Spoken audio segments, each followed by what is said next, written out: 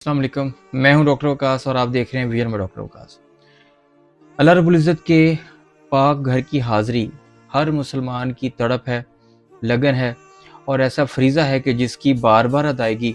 बाअदब अदायगी हर एक की तड़प, लगन और ख्वाहिश नंबर 1 है, ख्वाहिश अव्वल है। इसके बाद नबी करीम सल्लल्लाहु अलैहि वसल्लम मेरे और आपके आका करीम के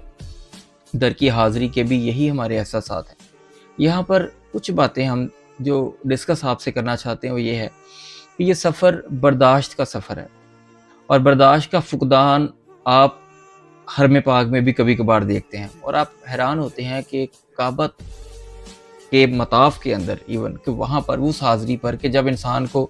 अपनी भी होश नहीं होती सिवाय इस फ़िक्र के कि अल्लाह रब्बुल इज़्ज़त मेरी तमाम गलतियों से, कोताहियों से, मेरे गुनाहों से दरगुजर करके मुझे मुआफ़ कर दे। वहाँ पर भी बर्दाश्त की कमी के बायस झगड़े, ऊंची आवाज़ में बोलना, तकरार और बाज़ औक़ात ऐसे अल्फाज भी होते हैं कि बिल्कुल भी एक इंसान को आम हालत में भी ज़ेब नहीं देते, तो हरम पाक के अदब की तो बात ही कुछ और है। तो ये माना है कि यहाँ गर्मी भी है, सफ़र की थकावट है, बहुत कुछ है, लेकिन आप इस बात को याद रखिए कि जिस तरह से आप यहाँ पर अल्लाह के मेहमान हैं और आप सेलेक्टेड लोगों में हैं, आपको बुलवाया गया है, आपको चुना गया है, आपको मौका दिया है उस करीम ज़ाते अक़दस ने कि आओ और मेरे सामने झुक कर अपने गुनाहों की माफ़ी मांगो, मैं तुम्हें माफ़ कर दूंगा। तो ऐसे ही वो सब लोग जो मिलियंस में हैं, वो भी उसी रब के मेहमान हैं, उसी प्रोटोकॉल के साथ आए हैं, उसी इल्तिजा के साथ आए हैं जिसके लिए आप आए हैं। तो अगर ऐसी कोई चीज़ हो भी जाती है तो आपको ये भी तो सोचना चाहिए कि मैं इस बारगाह पे खड़ा होकर क्यों ना अपनी मैं को मार दूं। लेकिन वहाँ पर भी कुछ हजरात या कुछ हमारे दोस्त अहबाब अब न जाने वो किस मेंटल स्टेट में होते हैं, लेकिन इस दर के अदब को बर्दाश्त के साथ नथी करके ही आना मेरी हकीराना राय में ये ज़रूरी है। क्योंकि इमाम अहमद रज़ा भी हमारे एक बहुत अजीम शायर गुजरे हैं, अहले सुन्नत के इमामों में से हैं और मैं हमेशा से ये कहता हूँ कि ये फ़िरका वारियत बिल्कुल मेरा टॉपिक नहीं है। तो इमाम अहमद रज़ा ख़ान साहब की शेर को एक कोट करता हूँ। वहाँ फरमाते हैं कि गर्मी है, तप है, दर्द है, कुल्बत सफ़र की है, पर नाशुक्र ये तो देख हज़ीमत किधर की है। यानी कि ये माना कि ये सारी मुसीबतें, सारी चीज़ें आपके साथ हैं, आपको सफ़र है, लंबी आपने फ़्लाइट ली है, फिर आप सोए नहीं, खाया पिया नहीं, आप हालत हराम में हैं और यकीनन इस एक मुश्किल बदनी मुश्किल के साथ आप जिसके आदी नहीं हैं, आप अपने नर्म व नाजुक बिस्तरों से उठकर आए हैं। तो ऐसे में इंसान का हो जाना ठीक है, लेकिन वो ये मत भूले कि वो किस बारगाह अक़दस के आगे खड़ा है। ये एक मिनी रिहर्सल है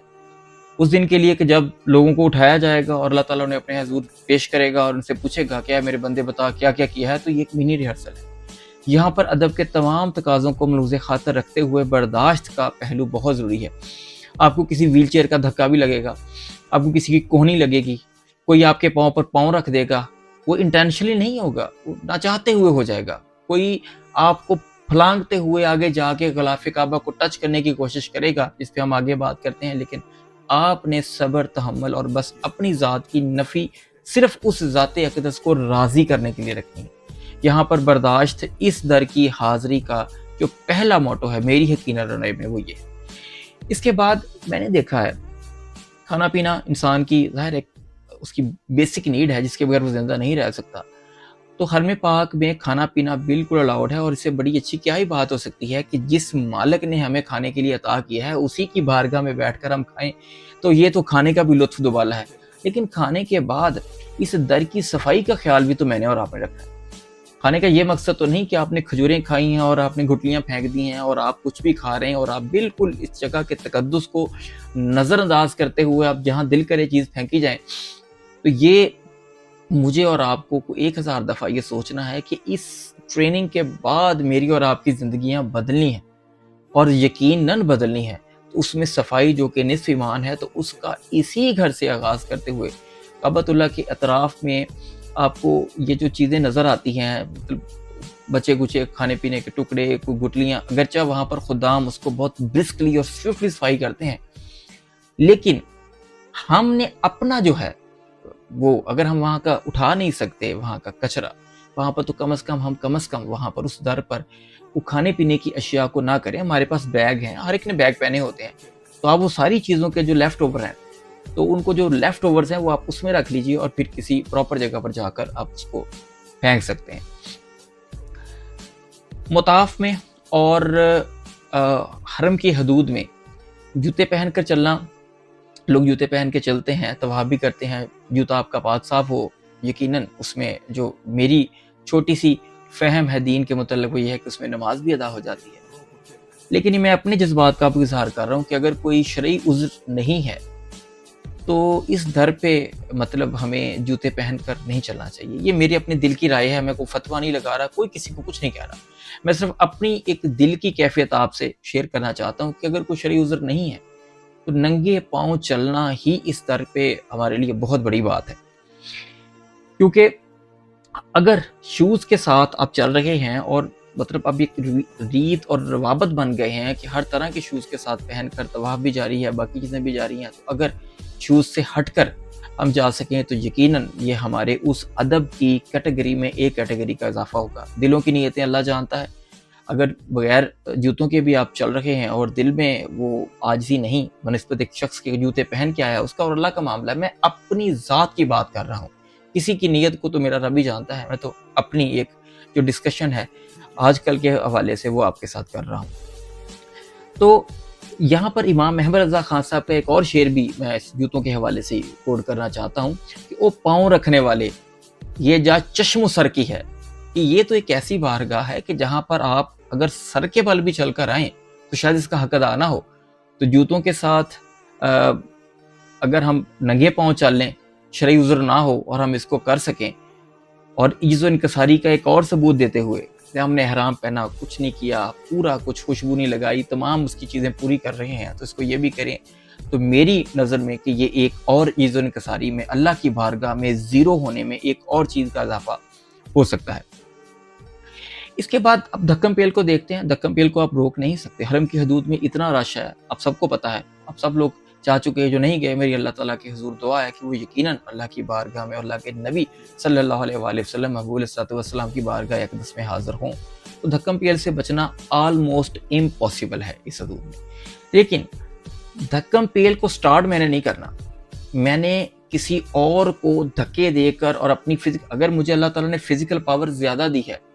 as compare to other persons کے جو ویک ہیں، ہمارے کچھ دوست احباب جو یقیناً فزیکلی بہت سٹاؤٹ ہیں، تو وہ ہٹا کر سیدھا کعبے کو ٹچ بھی کر سکتے ہیں اور یقیناً اس کا حجر اسود کا بوسہ بھی لے سکتے ہیں. لیکن اس دھکم پیل میں کتنے لوگوں کو آپ نے خود سے دھکے مارے اس ثواب کی نیت سے کہ جا کر کعبے کو ٹچ کر لوں. تو یہ جو اللہ کے بندوں کے ساتھ معاملات ہیں، اس کو پیش نظر کون رکھے گا کہ میں نے اور آپ نہیں رکھنا ہے. تو جب ہمیں دور سے بھی اس حجر اسود کو بوسہ لینے کا وہی ثواب ہے کہ اگر ہم قریب نہیں جا سکے رش کی وجہ سے یا کسی اور عذر سے، تو بجائے کہ میں ادھر دھکم پیل سے اور میں سب کو ڈسٹارٹ کرتا ہوا اس لائن کو توڑتا ہوا، نہ کسی کا خیال کرتے ہوئے اس کعبے کے غلاف کو ٹچ کر کے اللہ کے حضور دعا مانگ کر میں جو کر رہا ہوں، تو میں ایک نکر میں ایک کونے میں کھڑا ہو کر بھی تو اللہ کی بارگاہ میں سر کو جھکا کر یہ ساری دعائیں نہ صرف کر سکتا ہوں بلکہ اشکوں کی برسات کے ساتھ اللہ کی بارگاہ میں اپنے تمام عرضیوں کو پیش کر سکتا ہوں. کیونکہ حرم کی حدود میں داخلہ آپ کا ہونا احرام کی حالت میں یہی وہ سعادت ہے کہ جس پر نثار جان فلاح و ظفر کی ہے. تو یہ ساری باتوں کو آپ سے ڈسکس کرنے کا مقصد یہ تھا کہ ہم جو محسوس کرتے ہیں ایک دوسرے کے ساتھ شیئر کرتے ہیں، اور کچھ باتیں جو اپنی کم علمی میں ہم بھی غلطی سے کر لیتے ہیں تو ہمیں اس کی آگہی ہو اور ہمیں یہ پتہ ہو. ایکچولی یہ ہے کہ اس بارگاہ میں پیش ہونے کا مقصد یہ ہے کہ اللہ رب العزت بادشاہوں کے بادشاہ ہیں، بادشاہ حقیقی ہیں، اور یقیناً تمام تصرف، تمام کائناتیں، تمام پاور صرف اور صرف الفا اینڈ اومیگا صرف اور صرف اللہ تعالیٰ ہی کی ذات اقدس ہے. لیکن اب اللہ کے حضور میں اتنی پاورفل وہ ذات عالیہ ہے کہ جس کے آگے کسی کی کوئی چاہ، کسی کی مجال تک نہیں ہو سکتی. تو ایسے عظیم رب کے لیے اب اس کے پاس اگر اس کی بارگاہ میں کوئی چیز ہمیں دیکھنے کو نہ ملے گی تو صرف عاجزی ہو. کیونکہ وہ کس کے سامنے عاجزی کا اظہار کرے گا؟ یقیناً وہ کسی کے سامنے عاجزی کا اظہار نہیں کر سکتا، کیونکہ اس سے بڑا ہے ہی کوئی نہیں. عاجزی کا اظہار آپ وہاں کریں گے جہاں آپ سے بڑا کوئی ہو. اللہ سے بڑا ہی کوئی نہیں تو اس کے پاس عاجزی نہیں ہوگی. اور یہی وہ واحد بات ہے جو وہ مجھ میں اور آپ میں دیکھنا چاہتا ہے. اور آخری بات کروں گا کہ وہاں پر ہماری بہنیں، مائیں، بیٹیاں بھی آئی ہوتی ہیں آل اوور دا ورلڈ، اور یہ بعض اوقات ممکن نہیں ہوتا کہ آپ نامحرم سے نہ ٹکرائیں، لیکن خود سے بچنے کی کوشش کرنا بھی میرا اور آپ کا یقیناً فرض ہے۔ مطلب جہاں جہاں پر اوائڈ ہو سکتا ہے وہاں پر ہم نے تمام باتوں کا خیال رکھنا ہے۔ اللہ تعالیٰ میری اس دفعہ کی حاضری کو اپنی بارگاہ علی مرتبت میں قبول فرمائے، اور ہم سب لوگوں کو بار بار اس در کی بادب حاضری جب تک ہم زندہ ہیں نصیب فرمائے۔ اپنے مطاف، اپنے اس عظیم گھر اور اپنے پیارے نبی صلی اللہ علیہ وآلہ وسلم کے وسیلہ حطہر سے اور آپ کی جوتیوں کے صدقے سے ہم کو ہمارے گناہوں سے درگزر فرمائے، ہماری لغز سے دور فرمائے، اور ہماری آنے والی زندگیوں کو یقیناً وہ اپنے ڈر سے، اپنے خوف سے، اپنی محبت سے اور اپنے نبی کی اطاعت اور غلامی سے بھر دے۔ میں آپ سب لوگوں کے لیے دعا گو ہوں، جو لوگ جا چکے ہیں وہ بار بار جائیں، اور جو ابھی میرے بہن بھائی ابھی تک حرم پاک کی حاضری کا شرف حاصل نہیں کر سکے، تو اللہ تعالیٰ کے حضور میں التجا کرتا ہوں کہ آپ سب لوگوں کو بلایا جائے، اور اسی ادب کے ساتھ بلایا جائے کہ جس کا اللہ تعالیٰ جتنا ہم ادب اللہ کی بارگاہ میں کر سکیں۔ اپنا خیال رکھیے گا، آپ سے ملاقات ہوگی جلد، اور آپ دیکھتے رہیے گا ویژن بائی ڈاکٹر وقاص۔